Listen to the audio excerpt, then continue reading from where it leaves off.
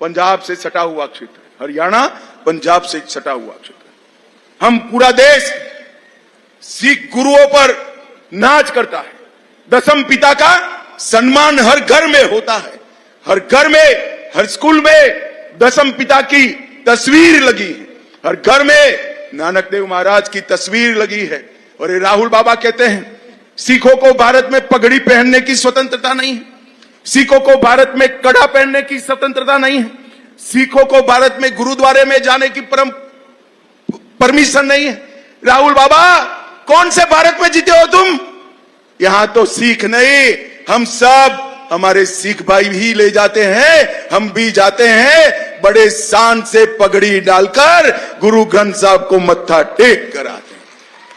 क्या अपमानित करते हुआ, कहां से सीख कर आए हो? और अमेरिका में जाकर बोलते हो।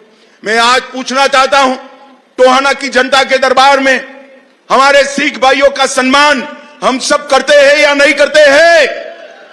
सिख भाई सम्मान के साथ पगड़ी और कड़ा पहनकर गुरुद्वारे में जाते हैं या नहीं जाते हैं? अरे राहुल बाबा, आप क्या कहोगे?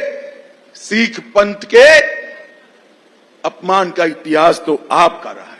दिल्ली के दंगों में आपकी सरकार थी, हजारों सिखों का रोड पर कत्लेआम हुआ, बच्चे और माताओं को भी नहीं बख्शा। और आपके पिताजी ने कहा था बड़ा दरख्त गिरता है तो भूमि हिलती है।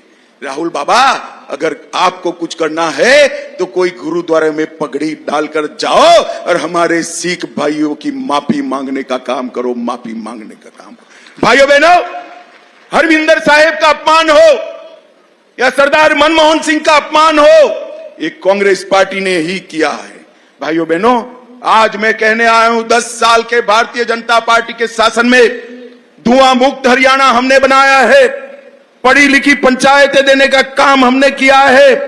हरियाणा बासमती चावल में देश का सबसे बड़ा निर्यातक बना है, हर 10वां जवान सेना में हरियाणा से है। और ये एमएसपी करते हैं, किसी अंग्रेज ने इनको लीक कर दे दिया है, वो एमएसपी बोलते रहते हैं। एमएसपी का फुल फॉर्म भी मालूम है? राहुल बाबा, आपकी सरकारें थी, आपने कितना एमएसपी पर खरीदी किया? चीट लेकर आ जाओ, हमारा बबली चौराहे पर आ जाएगा और हिसाब किताब आपका कर देगा। मैं गर्व के साथ कहता हूं, सबसे ज्यादा क्रॉप 24 क्रॉप देश भर में अगर एमएसपी पे कहीं खरीदे जाते हैं तो हमारे हरियाणा में खरीदे जाते हैं, हरियाणा में। और भावांतर योजना भी किसानों का कल्याण करती है, गांव में लाल डोरे को समाप्त करने वाला और मालिकाना हक देने वाला पहला राज्य मेरा हरियाणा है। पंचायतों में माताओं बहनों की 50% भागीदारी करने वाला पहला राज्य हरियाणा है। हर ग्रामीण घर में पेयजल, नल से जल पहुंचाने वाला पहला राज्य मेरा हरियाणा है। भाइयों बहनों, मैं सिर्फ एक जिले की बात करता हूं। 3 सीट का जिला है, 3 सीट का है ना फतेहाबाद, सिर्फ 3, तो 2 बंदे तो हमारे यहीं खड़े हैं। मैं ये एक जिले का हिसाब लेकर आया हूं। सिर्फ फतेहाबाद में पीएम ग्राम सड़क योजना के तहत 75 करोड़ रुपया खर्च किया और 187 किलोमीटर रोड ये 10 साल में बनाने का काम हमारी सरकार ने किया है। भाइयों बहनों, जोर से ताली बजाना, राहुल गांधी तक पहुंचना चाहिए। पीएम किसान, 1 लाख किसान लाभार्थियों को 200 करोड़ रुपया नरेंद्र मोदी जी ने सीधा बैंक अकाउंट में डालने का काम। 1900 हेक्टेयर भूमि सिंचाई की बढ़ाई, 700 मेगावाट के 2 स्वदेशी रिएक्टर बनाए और 5 करोड़ 50 लाख 4600 रेहड़ी पटरी वालों को लोन देने का मोदी जी ने काम किया। 62,000 घरों में पानी पहुंचाया, हर घर में शौचालय, हर घर में गैस, हर घर में बिजली पहुंचाने का काम किया और 580 स्कूलों में शौचालय और पानी पहुंचाने का काम नरेंद्र मोदी जी ने किया।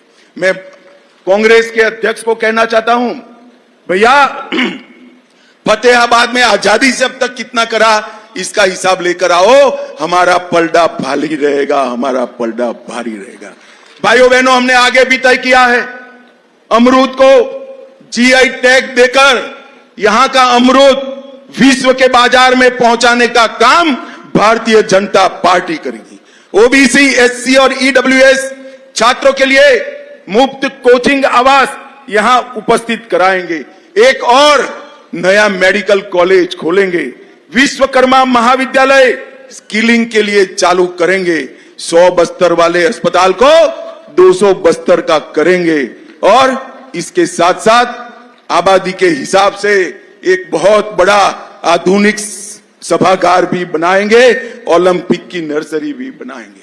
भाइयों बहनों, हमने कुछ वादे किए हैं। माताएं बहनें इतना बड़ा ब्लॉक भरकर बैठी हैं। मोदी जी ने तय किया है कि चुनाव के बाद हर माह, हर माता बहन के अकाउंट में 2100 रुपये का चेक आपके यहां भेज दिया जाएगा। हमने तय किया है 500 रुपये में गैस का सिलेंडर मिलेगा, दाम कितने भी हो, हरियाणा की माताओं को 500 रुपया ही देना है। आईएमटी खरखोदा की तर्ज पर आधुनिक शहर फतेहाबाद में भी बनाएंगे और अब तक मोदी जी 5 लाख का इलाज का खर्च देते हैं। हर परिवार को अब 10 लाख तक कोड़ी ही देनी है। सुनिए सुनिए, ताली मत बजा दीजिए। 10 लाख तक पूरे परिवार को, और घर में बुजुर्ग है तो 15 लाख तक का पूरा खर्चा भारतीय जनता पार्टी की सरकार उठाए। 24 फसलों को एमएसपी पर संपूर्ण रूप से खरीदा जाएगा। 2 लाख युवाओं को सरकारी नौकरी, 5 लाख युवाओं के लिए रोजगार का अवसर और प्रमोशन योजना से मासिक स्टाइपेंड देने का काम करेंगे। 5 लाख गरीबों के घर बनाएंगे। हर व्यक्ति का डायलिसिस और डायग्नोसिस मुफ्त किया जाएगा। हर जिले में ओलंपिक की नर्सरी बनाएंगे और अव्वल बालिका योजना हेठर तहत प्रत्येक छात्रा जो कॉलेज जाती है इसको स्कूटर देने का काम भी भारतीय जनता पार्टी की सरकार करेगी। ये अग्निवीर के लिए युवाओं को राहुल बाबा गुमराह कर रहे हैं। टोहाना वालों, मैं बात का पक्का हूं, मैं आपके बीच में कहकर जाता हूं, एक भी अग्निवीर बाकी नहीं रहेगा।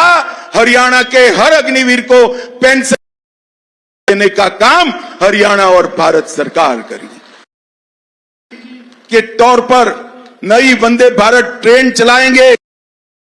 मेडिकल और इंजीनियरिंग पढ़ने वाले ओबीसी और एससी छात्रों को 25 लाख के लोन की गारंटी हरियाणा सरकार। अब बहनों, मैं आज आपको आया हूं, ये चुनाव हरियाणा के